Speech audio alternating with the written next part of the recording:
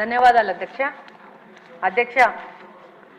గతంలో మనం చూసేవాళ్ళం సంఘ విద్రోహ శక్తులు అంటే ఏదో బయటి దేశాల నుంచి వచ్చి ఇక్కడ టెర్రరిస్ట్ యాక్టివిటీస్ చేసి ఇక్కడ యొక్క శాంతియుత వాతావరణాన్ని మన భారతదేశం వాతావరణాన్ని డిస్టర్బ్ చేయడానికి చేసేవాళ్ళని తీవ్రవాదులు అనేవాళ్ళము, సంఘ విద్రోహ శక్తులు అనేవాళ్ళము. కానీ 2019వ సంవత్సరం నుంచి దీని అర్థం మారిపోయింది. గత పాలకులు గాంజా అనే మత్తు పదార్థాన్ని రాష్ట్రం మొత్తం తీసుకొచ్చి ప్రజల మీద దాడులు అనేది పెరిగిపోయాయి. ఈ గాంజా సేవించిన వాళ్ళు సామాన్య ప్రజల మీద దాడులు చేయడము, వాళ్ళని ఇబ్బందులు గురి చేయడం జరుగుతూ ఉంది. అధ్యక్ష, ఒకప్పుడు గాంజా అనేది పెద్ద పెద్ద నగరాలకి, పెద్ద పెద్ద సిటీస్కి మాత్రమే పరిమితమయ్యేది. ఆ సిటీస్లోనే పబ్బులలో, రెస్టారెంట్లో అవైలబుల్ ఉంది. ఇప్పుడు గాంజా అనేది చిన్న మండల స్థాయికి, గ్రామ స్థాయికి చేరుకోవడం జరిగింది. ఇప్పుడు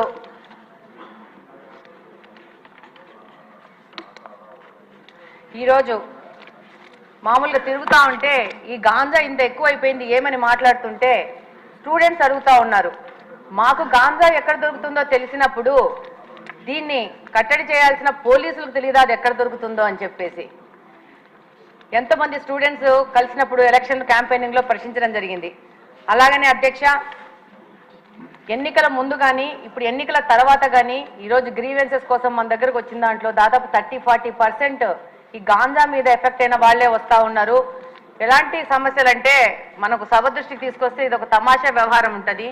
పిల్లాడు గాంజాకి అడిక్ట్ అయ్యాడని చెప్పేసి దాంట్లో నుంచి బయటికి తీసుకురావడానికి ఏవో మాయలు మంత్రాలు అని చెప్పేసి ఎవరో సాముల్ని మీద ఆధారపడి వాళ్ళు వచ్చి వాళ్ళ ఇంట్లో ఉన్న బంగారం అంతా చూసి వీడు గాంజా మీద ఎఫెక్ట్ అవుతున్నాడు ఈ అబ్బాయి అని చెప్తే వాళ్ళు ఆ బంగారంతా దొంగతనం చేసుకుని వెళ్ళిపోతే ఆ కేసు ఇప్పటికీ కడపలో 2 టౌన్ పోలీస్ స్టేషన్లో FIR రిజిస్టర్ అయ్యింది. నిన్న 1 వీక్ బ్యాక్ కూడా సదరు మహిళ వచ్చి నాది ఏదో సమస్య తీర్చండి అని చెప్పింది. అంటే దాదాపు సామాన్య ప్రజలు ఈ గాంజా వల్ల ఎంత ఎఫెక్ట్ అయ్యారంటే అసలు ఈ 5 సంవత్సరాల్లో మిగతా సమస్యలు ఒక ఎత్తు అయితే గాంజా సమస్య అనేది ఇంకొక పెద్ద ఎత్తుకు చేరుకోయింది. అలాగనే అధ్యక్ష, ఈ గాంజా సేవించిన వాళ్ళు సామాన్య ప్రజల మీద షార్ప్ ఆబ్జెక్ట్స్, ఇందాక హోమ్ మినిస్టర్ గారు అన్నట్టు బ్లేడ్ బ్యాచ్ అంటారు, వాళ్ళు అది బ్లేడో షార్ప్ ఆబ్జెక్టో చిన్న నైఫ్లో తెలియదు కానీ ఆ గాంజా మత్తులో వాళ్ళకు అంతకుముందు వాళ్ళతో ఏదైనా గొడవలు జరిగినా కానీ ఏమి జరిగినా కానీ ఏ విధమైన ప్రొవొకేషన్ లేకున్నా కూడా వాళ్ళని అటాక్ చేయడము, వాళ్ళ మీద దాడులు చేయడము, దాదాపు వాళ్ళకి ప్రాణం మీద ప్రమాదం వచ్చే లాగా దాడులు చేస్తూ ఉన్నారు. రంజాన్ మాసంలో కడప నియోజకవర్గంలో ఒక మసీదు నుంచి రాత్రి 11 గంటలకి నమాజు చేసుకొని బయటికి వస్తుంటే వచ్చిన పిల్లోడిని అసలు వితౌట్ ఎనీ నోటీసు చిన్న షార్ప్ ఆబ్జెక్ట్ తీసుకొని కొయ్యడం జరిగింది. ఆ అబ్బాయికి దాదాపు రిప్స్లో దాదాపు 3-4 ఇంచెస్ లోపలికి వెళ్ళి హైదరాబాద్ అపోలోకి తీసుకొచ్చి దాదాపు 20 రోజులు పెట్టి దాదాపు 5-6 లక్షలు ఖర్చు అయిందని కూడా చెప్పారు. చెప్తున్నాను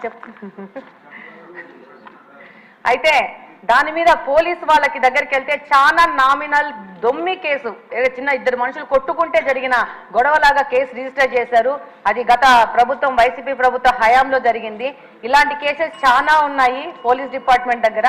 వాటన్నిటిని కూడా మళ్ళీ చెక్ చేసేసి వాటిని సరైన FIR రిజిస్టర్ చేసి వాళ్ళకి న్యాయం చేయాలని కోరుకుంటున్నాను. అలాగనే ఈ గాంజా మీద ఒక స్పెషల్ టాస్క్ ఫోర్స్ ఏర్పాటు చేసి ప్రత్యేకంగా మీకు అవసరం ఉంటే నాకంత తెలియదు కాబట్టి స్పెషల్గా రిక్రూట్ చేసుకునైనా కూడా దీని మీద ముందుకు పోవాల్సిన అవసరం ఎంతగానో ఉంది. లేకపోతే సమాజం మొత్తము పాడైపోయే ప్రమాదం ఉంది. ధన్యవాదాలు అధ్యక్ష. ధన్యవాదాలు అధ్యక్ష.